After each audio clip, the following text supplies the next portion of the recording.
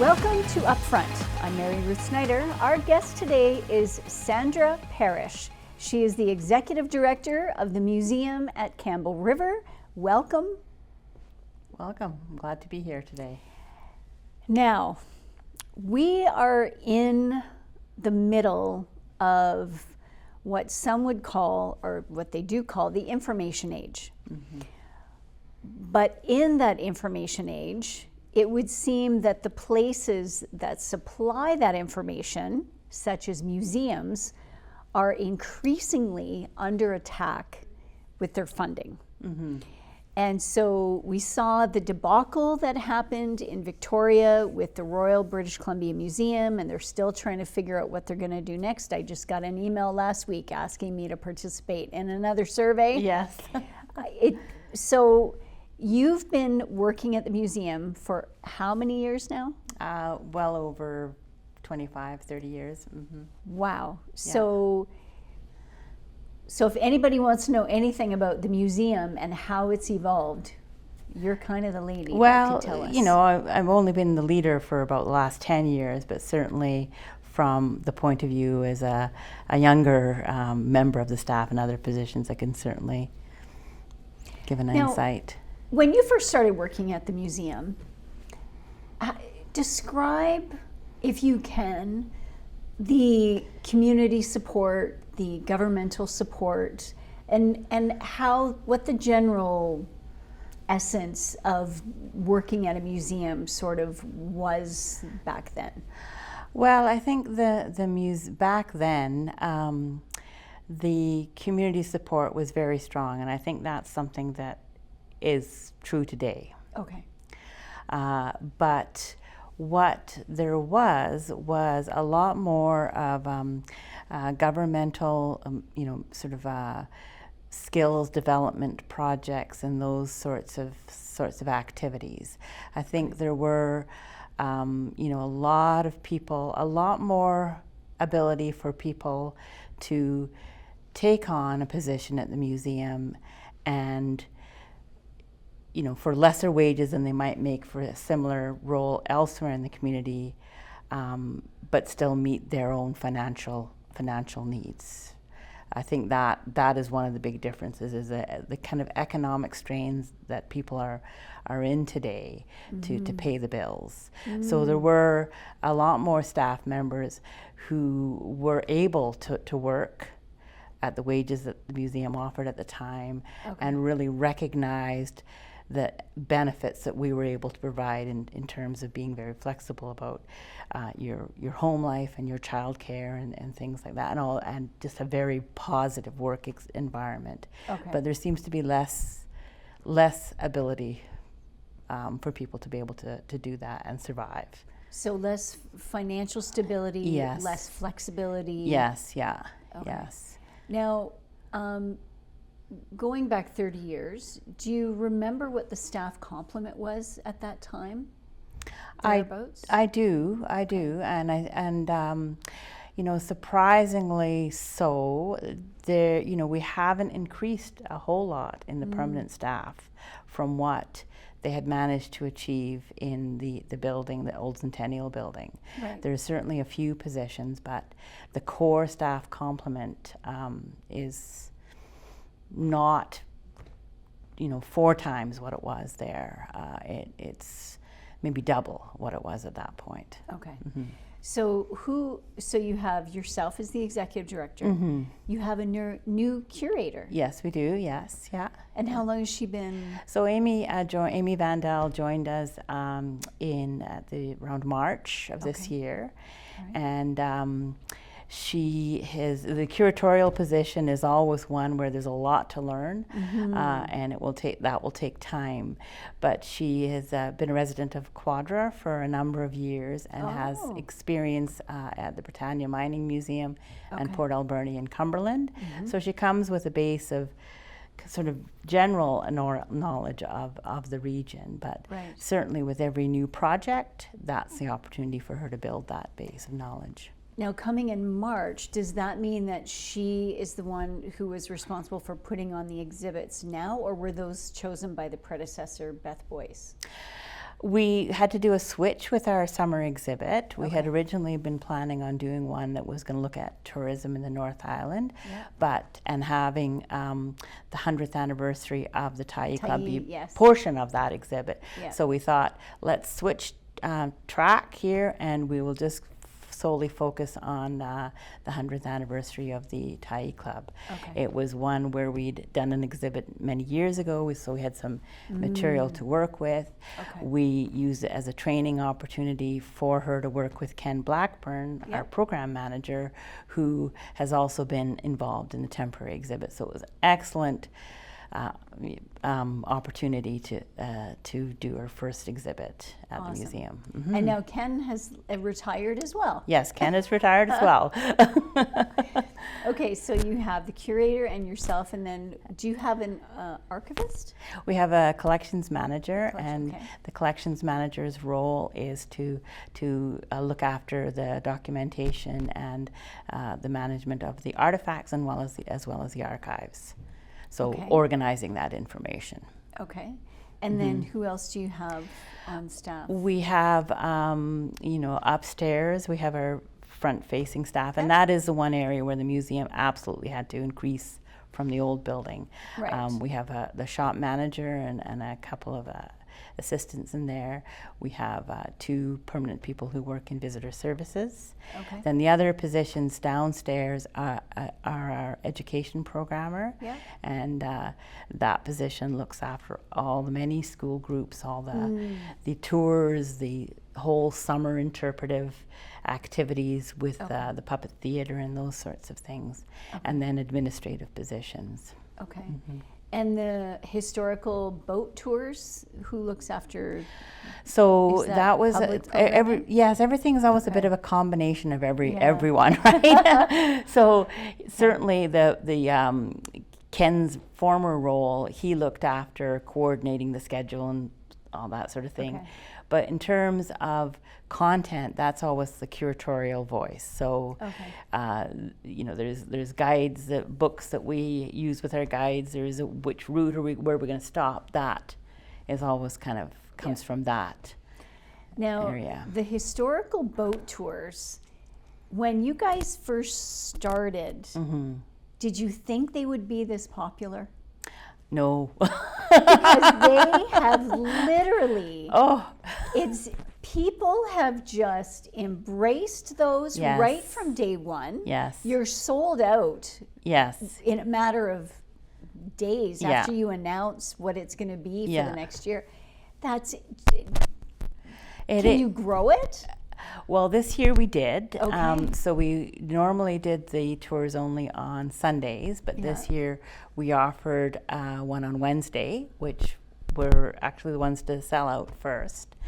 And it is amazing, and how many people come back and take the same tour or have the Really? little schedule and choose different routes. So this year we also did a few new routes, a few Okay. new to kind of mix up the schedule, and just year after year it keeps on going.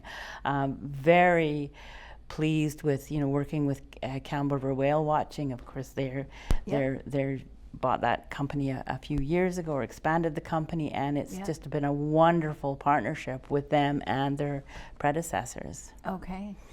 Now, I had the opportunity the very first summer that you offered those. We actually here, then Shaw, we went out and did the tour. And at that time, you did the tour all the way up to Butte Inlet and back. Yes, yeah. And it was just an extraordinary day. Like it was, I think it was Catherine Gilbert, Yes. the local author and historian. Is she still involved in some No, of the tour? no, Okay. she's not. No. So do you have a number of historians that come on, or is it the curator that does the So tours? right now it's a mix of we do have some community members who are guides. People like Sandra Milligan, who yes, of communities, course. and Tom Kennedy, who is a retired teacher, and then we have staff who take take the role. So we like to have like a nice group of guides, and they kind of divvy up the season in terms of who's going to go on what route. Fantastic. And we're always, providing as much training and support for them. Mm-hmm.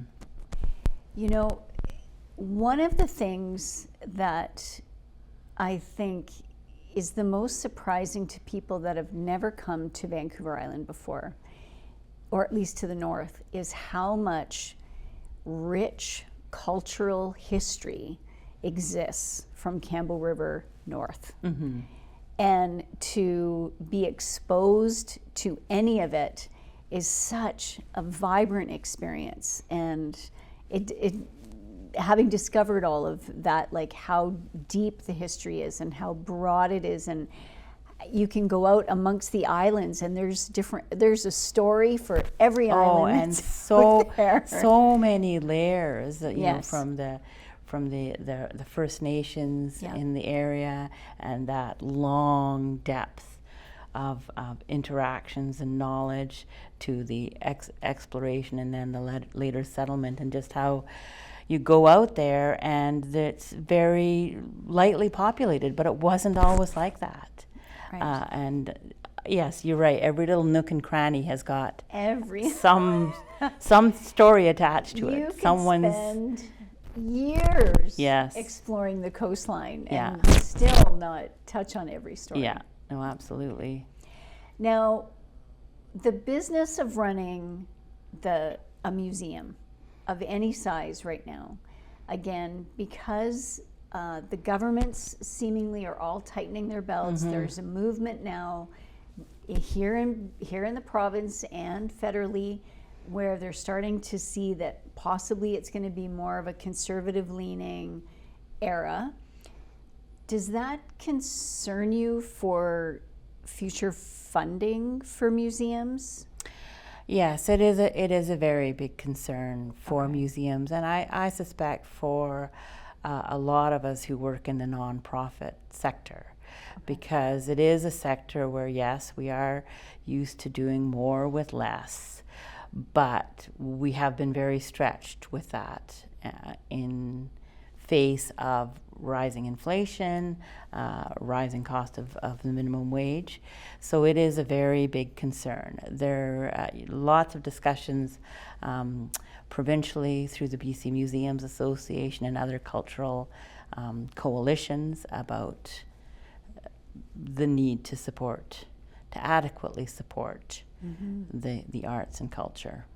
Mm-hmm. When I'm assuming that you have a regular virtual call with other executive directors from other museums to check in with each other, like maybe once a month. Do you get to, like, how often do you get to talk to your colleagues? Not as often as you might think. Really? So the BC Museums Association really takes on that role. They have a listserv where there is a lot of dialogue, and there is the annual conference. It's not a huge sector when you think of the museums and in the province. And generally, absolutely, if you have a specific question, I'll know which organization I'm going to go to, because it's better to go apples to apples than apples to oranges. Yes. But there isn't any sort of regular meetings amongst us. Mm-hmm. In conversations over the last year that you may have had, is there an indication from your colleagues that they are equally concerned about what the next couple of years looks like? Oh, absolutely, because as I mentioned, the BC Museums Association really takes a strong advocacy role, and they are always in touch about concerns and surveys and speaking on museums' behalf to government. What do you think that the public needs to know that they can help the museums through the next couple of years? Like, is there anything about the value of a museum that you think the general public may not really understand, and if you could share that with them, that would help them have a better understanding of why museums are so crucial to the survival of the human race. That's a very good question. I think the one thing is that often there's a perception a museum is a place where you go and you look at old objects. I don't think people really realize the depth of the activities that go on in a museum behind the scenes. I mean, there's certainly our core activity, which is preserving our treasures, our collective objects and archival material. But there is the educational programs and having a role in sharing information, sharing sometimes very difficult information with the youth in the community. There is our public engagement, whether it be the boat tours that you've talked about, or workshops, or that role. There's our role in working and supporting the other organizations that we work very closely with in partnership. Okay. There's a lot. I had someone from NIAFS come and talk to me about an employment placement. Yes. And as I kind of reeled back all the different areas, she said, well, this is why I came, because I suspected that there was a lot more behind the scenes components and job opportunities than the public might be aware of. So, if you, I think what comes to mind for me is Germany, right? So Germany, instead of running away or hiding from what transpired in World War II and the Holocaust, they went the other way. And they made it part of their education system. Yes. So that no one would ever forget what happened. And I know that Germany, like every other country on the planet right now, seems to have a far right faction, a small faction that is trying to erase the history. But what Germany did is they instituted the knowledge and the history about World War II and World War I, but World War II especially, and the rise of Hitler right into the education system. And they've never let that go. That's still, to this day, you can go to school in Germany and you are learning about everything that transpired and why it transpired, because now they have the privilege of time, right? Looking backwards. Yes, yeah. They've got, what is it, 70 years, 80 years now since World War II. So there is, but I don't see that happening in other countries. Like in speaking to some kids that go to school now, they're not even learning about World War II in some of, and it's an elective, like social studies is an elective, and they might learn about World War II, or they might learn about, and you see it in through the United States, where there isn't the consensus anywhere in any state about what should be taught and how it should be taught. And like in some states, they're even forbidding slavery history to be taught. Yes, yeah. So when you know that all of that kind of is existing, that there is a movement almost to erase the bad history, can you speak to the what you do at the museum to counteract that, and how to get that message out to the public that, you know, we're still of great value, we have education programs, and you need to come and take part in them and learn, because we're talking about your lived history. Well, I mean, and I think that's the biggest value of museums, is that we are that place where you can look at all parts of a history. And you will find when a museum has kind of veered off and bowed to, whether it's funding pressure or political pressure, and watered down or changed a narrative, they have always been pointed out and shown as an example of what not to do. So I think museums are still that place where you can see that story, see that hard truth. And we've absolutely, that's something that the museum here in Campbell River has always been, almost a leader in some ways. We've had that exhibit about colonization and the impact of colonization in residential schools for years. It's one of our permanent exhibits. Yeah. And then, absolutely one of our more frequently accessed education programs are very upfront about the impacts of colonization. Interesting, though, what you have to say about World War II and World War I, because those are things that we shouldn't, that as a society we shouldn't be forgetting, because that's the danger. When you put those things aside, you skate over them, then that's when those things can be repeated. Right. Mm-hmm. When you are working with your staff and you're thinking about what's coming next in terms of the next show, the next exhibit, the next long-term exhibit, where do those conversations start? Do you start by literally just sitting around the table with a coffee, or do you head down to the archives and start, because you have a huge archival collection? Yeah, they start all over the place.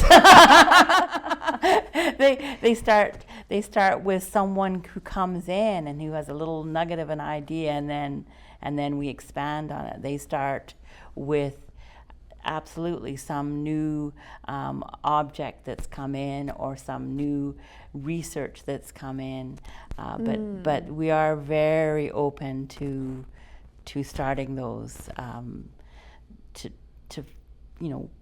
little nugget of an idea and then building on it is very much our approach. Okay. Mm-hmm. So do you need volunteers? We always need volunteers. Okay. Yes. And how big of a role do the volunteers play at the museum at Campbell River? Well, they're essential. There's a lot of we couldn't offer the level of education programs that we do without our volunteers. That is, we have them in the school season there every day, working Wow. to support those programs. Okay. Other areas, we also rely on volunteers, probably not to the extent there, but we couldn't operate without volunteers. Okay.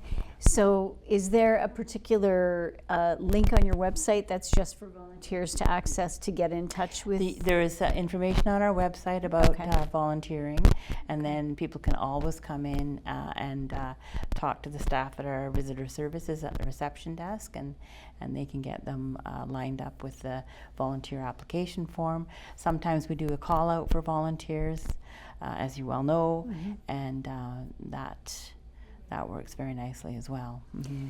Now, we're almost out of time. So what would you like to say to the general public about how they can continue to support you? In what ways are going to be the most meaningful? I think the most meaningful is, volunteer at the museum, visit the museum, bring your visitors into the museum, and then consider a financial donation to the museum. Okay, awesome. Now, very quickly, what's happening in the November, December, Maybe I have to say that over again because I'm about to do it. Okay. So there's, usually you have the Festival of Trees. Is that Yes. happening again? Okay. Yes, so Festival of Trees opens on November 30th this year. Okay. And we have some activities planned as for that. Okay. We've got a writing workshop, which there's also information on the website of. But what we're really excited about in February is that we're bringing a traveling exhibit from the Provincial Museum, Oh, great. Mountain Dinosaurs of BC. Yes. Oh, that's the awesome. dinos are coming, so we're Oh, quite the happy about dinosaurs are coming. Yay. Yes, Okay. Well, Sandra, thank you so much. You're I really welcome. appreciate your time, and thank you for sharing all of the everything from A to Z and the challenges and how people can help and the need for volunteers. And I love that the education programs are so evolved and so engaging. And the boat tours are going to continue, so that's fantastic. So thank you again for your time. Really appreciate it. You're welcome. Thank you. Thanks for joining this episode of Upfront. Please join us again.